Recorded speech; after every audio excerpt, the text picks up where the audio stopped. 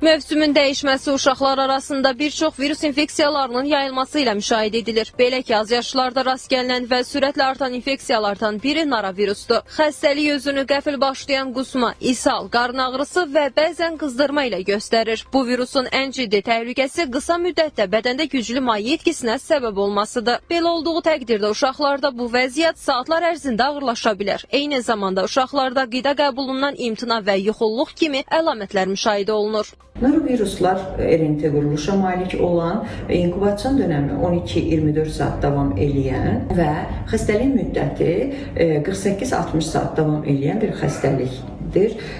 Ani başlayan qusma və ishal, sulu şəkildə ishallar, qarında kramp şəklində ağrılar və ürəkbulanma ilə özünü göstərir.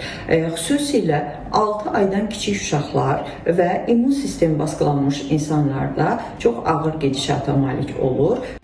Ev şəraitində ağırlaşmalar xüsusilə maye və mineralların itirilməsi ilə büruzə verir. Bu cür vəziyyətdə valideynlər mütləq həkimə müraciət etməlidirlər. Uşağın yaşına və çəkisinə uyğun itirilən maye və minerallar yenidən bədəndə bərpa olunmalıdır. Ağır vəziyyətdə olan uşaq üçün ev şəraitində müalicə tövsiyə olunmur. Çünki uşağa yalnız su verilməsi elektrolit balansını poza bilər. Eləcə də antibiotiklərin əsasız istifadəsi vəziyyəti daha da ağırlaşdıra bilər.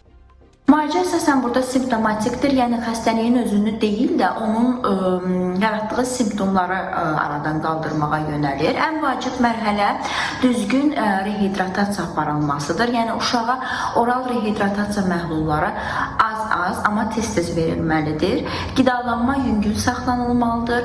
Ağır və yağlı qidalardan uzaq durmaq lazımdır. Hərarət olduqda isə antipiretiklərdən istifadə edilə bilər.